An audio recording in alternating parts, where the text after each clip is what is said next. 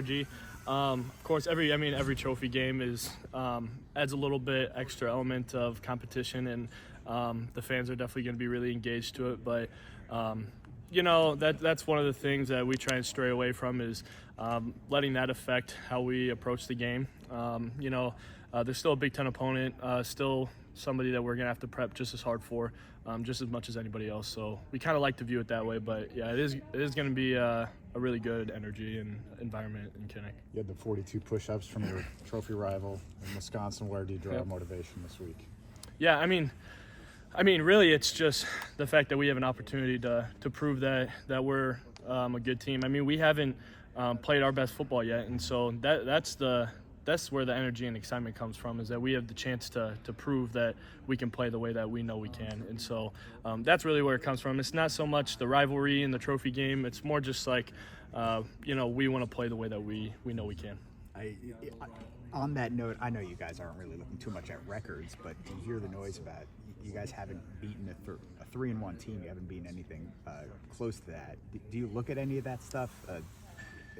Does it matter to you at all? Not really. Yeah, I would say we don't really focus on that, like the opponent's record, that kind of thing. We just look at it as it's another game, it's another opportunity to prove what we can do, and we need to go out and prep the same way, regardless of the opponent, and go out with the same amount of energy, regardless of who we're playing. And on that note, do you feel your team has been making those strides week by week? Like a lot of coaches say, we want to get better every single week.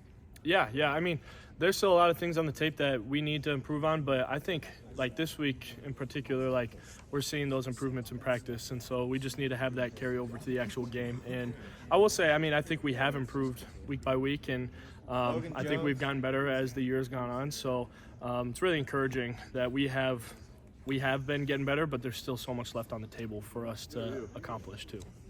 Getting turnovers has ramped up the past couple of weeks. Yeah. You were part of one in Wisconsin. Yep. It feels like this program kind of lives off that, throughout the years. How important I guess the momentum when you get those turnovers and what it does for a defense and just kind of creating confidence and momentum for you guys. Yeah, really it just goes back to playing like complementary football. If we can get a turnover and put our offense in a good position to score, that's a huge play in the game. And that's something that we've been focused on, really ramped up the past couple years. Like before practice ever starts, we have like a little takeaway circuit that we do. So that's been an emphasis for us for a long time. And, that's really a staple of this defense is we want to get takeaways. We want to get the ball and get our offense in a good position to where they don't have to go 80 yards to score a touchdown. Really it's just playing complementary football. What do you think's been working so well to stop the run game? You faced some good tests last week, and they just have a running back coming off a really good game as well. Yeah, really it's just up to the front seven being good in their technique and fundamentals, and really that's what it comes down to is us coming off the ball, getting knocked back, and having good technique and fundamentals.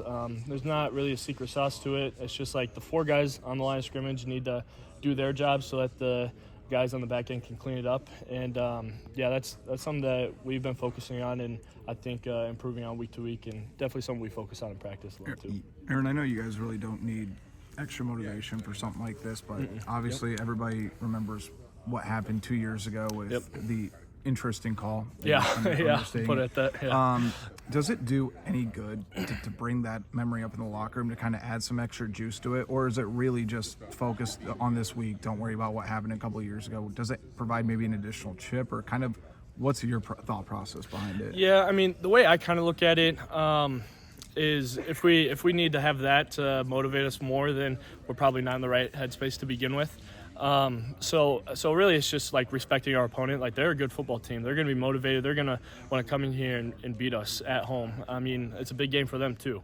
And so really that's the motivation, is just going out and playing as good as we possibly can. And it's another chance to prove that we can play the way that we know we can. So that's really where the motivation comes from. The fact that you guys aren't going to get those "We Hate Iowa" chants, you're going to be at home. Yeah. Do you like that better, or do you like the hatred you get on the away games? Yeah, there's pros and cons both ways. Shutting up a crowd is one of the greatest feelings. Don't get me wrong, but having Kinnick behind your back on third down, making them really hard to hear, the snap count and everything. I think those will be some of like my best memories just looking back on things. But Yeah, I would say the major downfall is like I can't hear either. So like Thanks, if we're trying to get like a slide or like a play call, it's hard to hear sometimes. So yeah, there's definitely pros and cons, but it's gonna be jumping in Kinnick, so I'm excited for it.